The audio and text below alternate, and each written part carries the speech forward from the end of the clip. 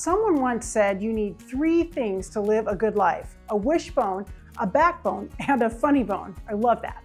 It's also true that to live a long and healthy life, we must keep our body's bones and surrounding structures in great shape.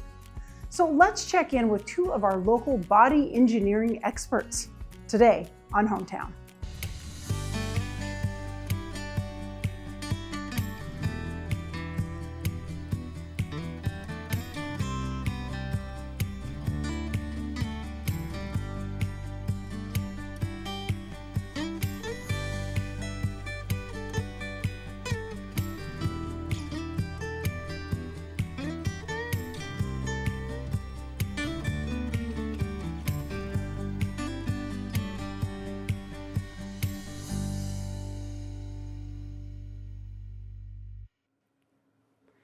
Did you know that flexibility impacts your longevity? When we take good care of our body structure, it takes good care of us and increases not only how comfortably we live, but how long we live. So how can we do that? We know that exercise and movement are essential, but our world is becoming increasingly sedentary, our lives increasingly noisy, and there are many things we should be doing but struggle to do. Where do we start? Today we learn from 2 community members who are passionate about movement and the structures that create our bodies. Dr. Cory Mitchell, a specialist in orthopedic sports medicine, and Victor Attoh of Agility Physical Therapy. They are passionate about putting more life in our days, an essential ingredient in the remarkable story of us. Victor, thank you for having Hometown here at Agility Physical Therapy. Thank you for joining us. It's great. So tell us a little bit about your background. You're obviously a physical therapist. Correct. Yeah. And you have people come obviously to your office here. Yes. So we have, I'm an outpatient orthopedic physical therapist, which means I see a bit of everything. From your younger patients to your more older adults, balance issues, strengthening issues, post-operative surgical procedures. We see patients and help them get back to whatever they want to get back to, whatever they love doing. Absolutely. So we're standing here in your gym and we're holding some great PT equipment here, and we'll talk about that in a minute. But what we're talking today is about our agility, and here we have these fantastic, amazing bodies, but yet we get to a point, whether it's an accident or surgery or something, where we need to make sure that we're taking care of what we have. Can you talk a little bit about balance and talk about making sure that we're preparing for, as we get older, some things that we can think about? Why don't you jump in? Yeah, for me, I think the body itself is incredible. If you think about it, we have these bony structures that are held together with ligaments and then muscles on top of that. And somehow it all works to move us through space and move us, from one place to another. The issue is that these systems don't always work perfectly together. Like any structural system that has to work, there can be some issues that arise. For example, if the body is imbalanced for one reason or another, it could be lack of flexibility, it could be lack of strength, it could be poor posture. Things don't always work exactly the way they should, which could lead to some chronic issues, back pain, neck pain. Some joint issues, like knee, hip issues as well. And so being able to find what's wrong, address it, can help us alleviate some of these things and get this, this body machine working the way it should again. Absolutely. And I have spent a lot of time with physical therapists, and it's been a joy to be able to learn, because some of these things you think, well, I don't understand why this isn't working properly. I used to be able to do that, but we can't always do what we used to do. But the importance of making sure that we're keeping strong, and sometimes we think, oh, well, I can't do that. What would you say to the person who is like, well, it hurts, or I'm not sure I have the ability to do that? How would you encourage that person? Comparing yourself to what you used to be able to do can sometimes get you in trouble. I'm slowly experiencing that myself and coming to accept it. The things that we have to understand is that aging is inevitable, right? I keep hearing that, it definitely beats the alternative. But with aging, we have certain things that gradually change. We lose bony density. Mm-hmm. We lose muscle mass. It's harder to actually gain those two things back as we age as well. recovery takes longer, right? And those are the things we just have to accept, but doesn't mean we give up and we give up hope. It just means that accepting that and understanding it, you switch your mindset. If you know that healing is going to take longer, you just don't expect yourself to heal like you did 20 years ago. And I think half the time people come in here, just having that patience of understanding what the time frame for healing is, means that we don't rush, right? And we take time and we let our bodies do what it needs to do with some guidance. And then when it comes to regaining bone density, that's hard to do, or at least slowing it down, or gaining strength, or slowing down its decline. We just then also have to understand that it takes a little bit longer as well. What we want to do then is just understand where we are, accept that, do a little bit so we can gain a little bit more strength, which gives you the confidence to do a little bit more. And that is how we gradually get back to a higher function or a functional level that we want to be at. Well, and that's, I think, really important, because I think sometimes we think there's a quick fix or there's whatever, but like with muscles, it takes a little bit of time, and it's a daily thing. It's a daily thing of, I need to do this today, and I know I'm talking to myself here about the exercises that I know that I need to be doing from my physical therapist that I've had in the past. But it's simple things of doing, and again, people need to obviously talk with their doctor. They need to be careful of all of that as well. But I know for me, sometimes I think, I don't have time for that. But it's just sometimes, even if I'm sitting down, for example, like someone can even take a 1 pound weight and do some exercises, correct? Yes. The quick fix, there are some things that, a manipulation or mobilization can fix quickly. Right. But usually that's not what's going to help it last, right? Being able to then build strength around whatever, let's say it was a joint that was out of position or stiff. Yeah, we can mobilize it, but then you want to then strengthen to keep it from going back to what it was. And sometimes it starts small, right? You do what you can with what you have, and having the guidance to know what you can use is really helpful. What I like to do is I like to give people what we call home exercises, or as some people call it, an exercise prescription, because being able to have something to continue doing at home on your own matters so much more sometimes than what you're doing in here, because it helps you progress along. And that, what I like to do is we have bands. Yeah, the TheraBands. Talk a little bit about that. I like TheraBands, and I like the tubing as well. Because it doesn't require much equipment. And sometimes that can be a hindrance when you ask people to buy something or go to the gym. I think it'd be a good idea if we could all go to the gym, but if you're homebound or you have limited time, sometimes these are the best because it allows you to do some resistive exercises without much equipment. And it's interesting, the first time you try it, it's like, ouch, I don't like this, I don't want to do this again. But then again, you come back the next day and it feels better, and the next day. And part of it, I think a lot of you PTs, it's encouragement. Yes. Yeah. Sometimes we do end up being the cheerleaders for people.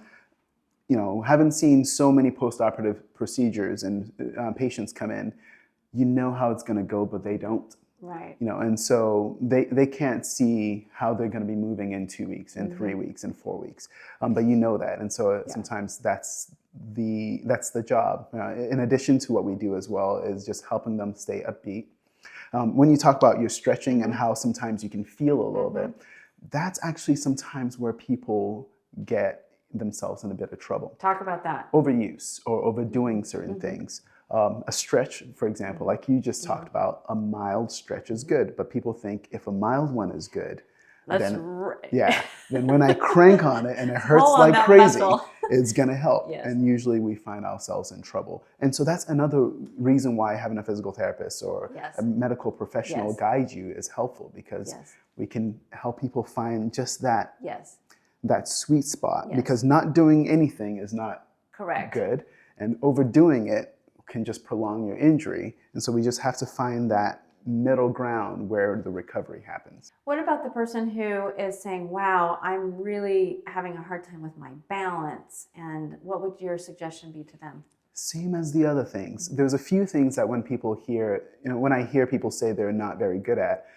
I just smile about it and we have a conversation. One of those is balance, or I'm weaker, strength. Balance, strength, and flexibility. I think we just accept that as I've never been good at these, or I've never had good balance, or I've never had good flexibility. But we just start working on them, and we have to start working on them somewhere. So the good thing is balance can be trained, flexibility can be improved, and strength can be gained. It doesn't matter what age, it's just how quickly are you going to gain it and how much work do you have to put in to get where you want to be. What do you like best about your job? Oh, I love being able to see people go from A to B, right? Or A to Z, let's say. I love being able to see people come in, like you were saying, how am I even going to get back to playing soccer if I can't get my knee to move, right? I love being able to see the elderly patient that's talked about how they've had multiple falls and they're afraid of falling. And we discuss it later on and we realize I haven't had a near fall for 2 months. I love being able to see the post-operative patient that just wants to get back to just simple everyday things, not the athlete, just simple everyday things of just being able to dress themselves, groom themselves, and go for a walk with friends, right? So the slogan I have here in Agility Physical Therapy is do what you love, do more of what you love. And so one of my goals with every patient that comes in is, we set goals on strength, we set goals on range motion, we set some functional goals, but usually one of the goals is what would you like to be able to do? And then we aim for that by the time we discharge, or at least as close to it as we can, because sometimes our health system does not let us see patients as long as we think we need to see them. And so leaving them in a good place, is what I like to see as an outcome. I like it. And yes, I have the home, that's where the home physical therapy takes place. Yes. Well, Victor, thank you so much for being on Hometown, and thank you for what you do for our community to get everybody out and moving. Thank you. Not a problem. Thank you for your time. Dr. Mitchell, I am so glad to be able to talk with you today about a topic that is kind of dear to me and really, really important. And because I'm getting a little older, and maybe some of our viewers too, what are some of the things we can do as we're getting a little older to keep ourselves fit, or maybe get fit again if we've kind of let that go? Yeah, I mean, it's something that's near and dear to my heart with what I get to do for work and how I get to have conversations with people about how do I want to live my life and get joy from moving and doing things. And whether you are an avid athlete for the rest of your life, or whether you just want to get up and garden without as much pain, I think of those people as athletes. And you're training for something. And that might be to be able to use your walker to get down the hallway, and it might be to go hike the Pacific Coast Trail. You think of everybody then that's 100%. Getting into it as an athlete. Yeah. I could be an athlete for the first time in my whole life. And I think the thing that starts with what can we do to be able to prepare ourselves is, what do you do every day in the small moments? Do you park farther away from where you need to go? Do you add a little bit of extra distance to go and get the mail, or do you always take the shortcut? And so being able to look at activity as an asset to how you take care of yourself and not a burden of what you have to accomplish, that's where I usually start with patients, is how do we put joy into activity? And then as we get older, our body does a few things. It gets tighter. The muscles take more maintenance to be able to stay active and stay strong. It generally wears down quicker, so you need more recovery and more time in recovery before you can do that activity again.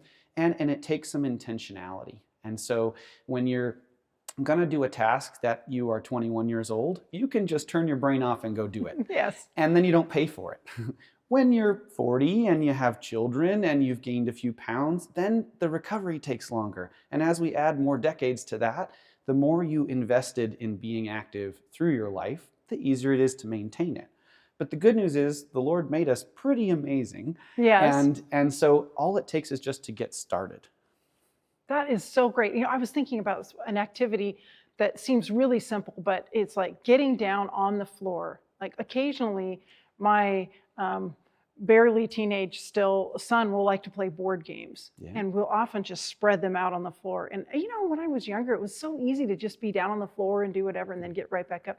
Well, I've noticed now that I'm past 50 that it's not as easy to just be down there on the ground up. But I said to myself the other day, I'm not giving this up. I am going to like get down on the ground, get up, get down on the ground and get up. And by just saying I'm still going to do that, even if it's not as comfortable, Yeah. it feels like motivational. To kind of look ahead 30 or 40 years in life, one of the things I've noticed, I've worked with patients in Loma Linda in a blue zone, and I work with patients who just are so resistant to giving up what they love doing, that kind of finite nature of I won't means they're going to keep doing it. And what I would say is if you want to keep being on the floor with grandkids, or you want to keep doing things that are meaningful, you have to keep doing them. And I think a lot of times we look at athletes and we go, they practice a lot for their games.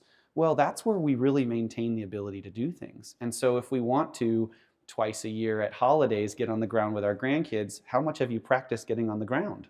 Yes. Right? So there are lots of things like stretching and yoga and Tai Chi and things that practice those flexibility tools that you need to then do the task.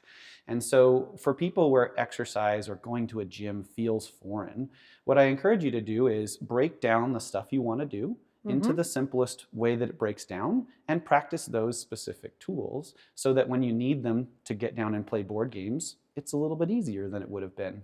So it sounds like there might be some very specific routines or systems you could use to actually keep those muscles limber and make sure that you could do it at your house. 100%. Yeah. Gravity is a wonderful thing. And our bodies are designed to need gravity. And the more we've learned about people in space, the more we realize how much of a blessing it is that we're held to this earth. And so using your body and walking, 150 minutes a week minimum of walking, that gets you about 30 minutes 5 days a week. That's the bare minimum of maintenance for health. And if we want to do additional certain tasks, I usually encourage people to focus on the muscles you don't use every day. So if you have a desk job, what muscles do we use? Well, we sit and we use our forearms. So we would need to counter that. You'd need to do muscles that help you pull your shoulders back because you're using the other ones most of the day. I'm glad you're saying this because I wanted to know what areas we neglect. You know, what is it we forget about? Basically everything your eyes don't see. We can see all the muscles on the front of our body. We neglect a lot of the back of our body.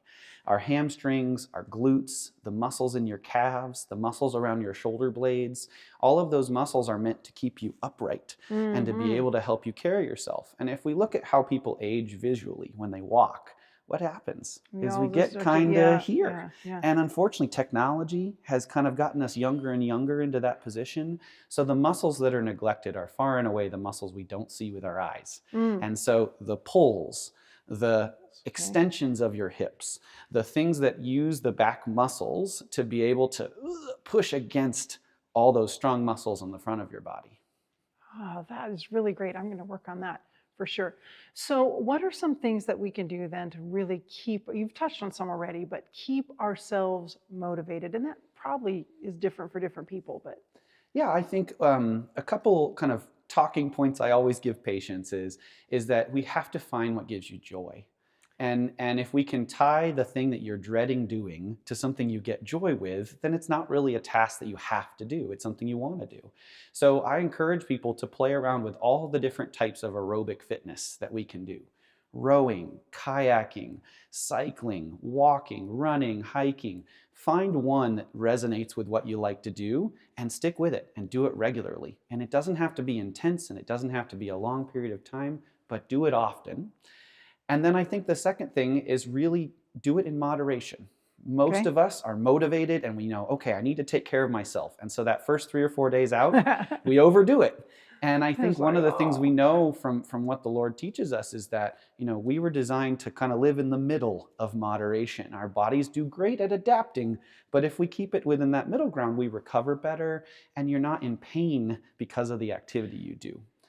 So consistency, moderation, and find your joy. That is where I usually start with patients. That is really great. Like I already know that I love to be out when the day is new. Like I love to see the sun almost to come up and be out walking at that time of day, even in the winter. You know, unfortunately, sunrise comes a little too late in the winter for when I have to get to work. But I love that. It's joyful for me. Like I walk and pray, and it's just. I don't even mind that I'm out there. And one of the cool things is that if you start with the things you do without even having to try, then we can add on little bits of strength training or little bits of things of muscles that you neglect onto the habits and behaviors that are already built into your life. And that's the beauty of people who age well, is that they already inherently do the stuff they should do. So when we need to course correct, when they strain a muscle or roll an ankle, or they have something that sets them back, they have a higher baseline for us to build off of, and we can put new corrective tools into what they're already doing.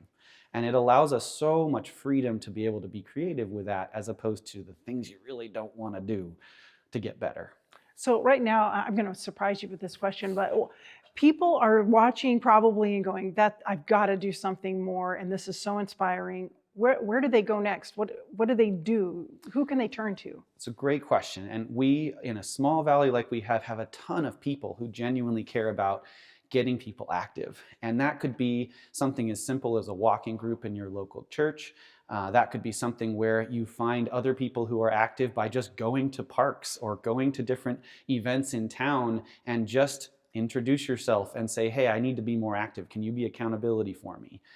We have lovely hiking trails. If you go out by the community college or you go towards the river, those are places where you can find your happy place. Yes. And so getting started with any of those things and making it a social invite to be able to do them, that's a great place to start.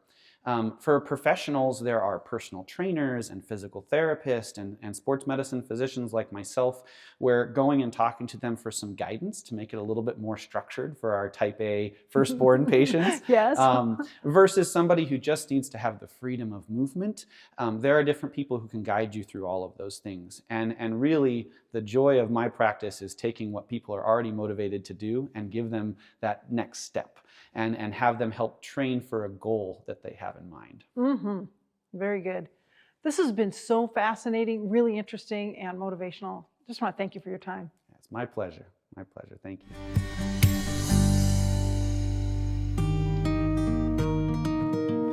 My wife Lexi and I are here in the Wallowa Mountains doing a 3-day backpacking trip, and we want to take you along with us. What is it? Aneroid Lake. So Aneroid Lake is almost 7 miles into our hike, but we are continuing because our goal for today is about 17 miles. Getting those extra miles and running back and forth to get the camera.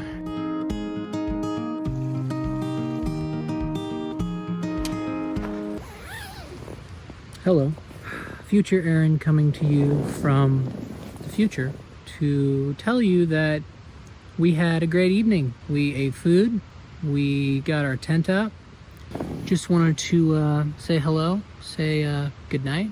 See you in the morning.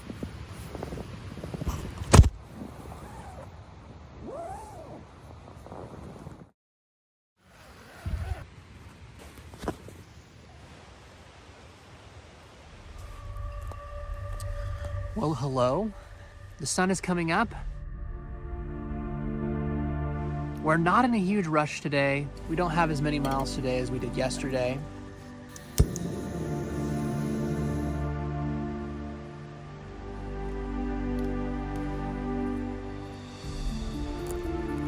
And we are headed down the trail.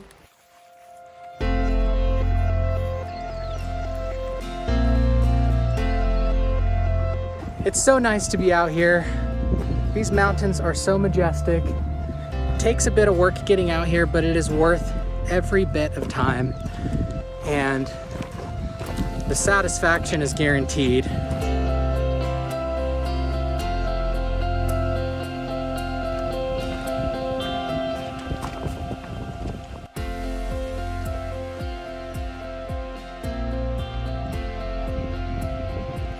That was the shot. I hope you enjoyed it. Now we're gonna head into this valley. We made it to Glacier.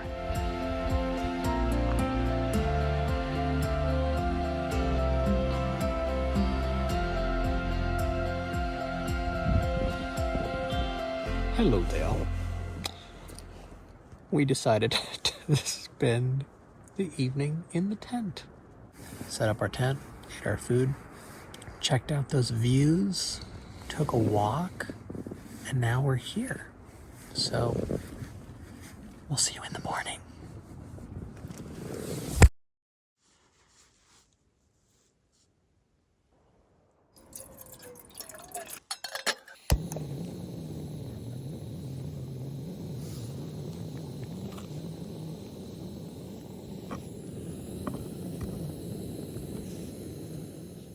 Today is our hike out, and it's going to be a casual 15 miles. It's been an awesome trip. I encourage you to get out and try something new. Go visit a new place. Go do a new thing. Doesn't have to be here in the Wallowas, but doing something difficult, doing something that challenges you 1,000% is worth it. Hello. Hello. Did we make it? We made it. We've made it in one piece, an easy 15 today.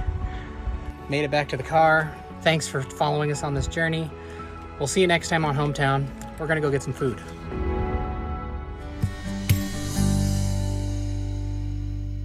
When we struggle to get going and do hard things, attitude is everything. Proverbs 17:22 reminds us that a joyful heart is good medicine, but a crushed spirit dries up the bones. The more time we can carve out of our days to move and play, the healthier we will be. Too often, I think of exercise as something I must do rather than an opportunity to have fun working out the kinks, shaking off the stress, and escaping the stiffness of sitting still so much of the day. We are born to move.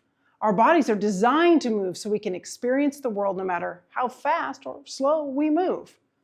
Park a little further away from the building. Take the stairs. Get out of your chair more often. Toss a ball around with a friend. Stretch your arms. Wiggle your toes and fingers. The simplest things done consistently can make a tremendous difference in our flexibility. And with that in mind, I'm going to put on some tunes and get back to my workout. See you next week on our next episode of Hometown.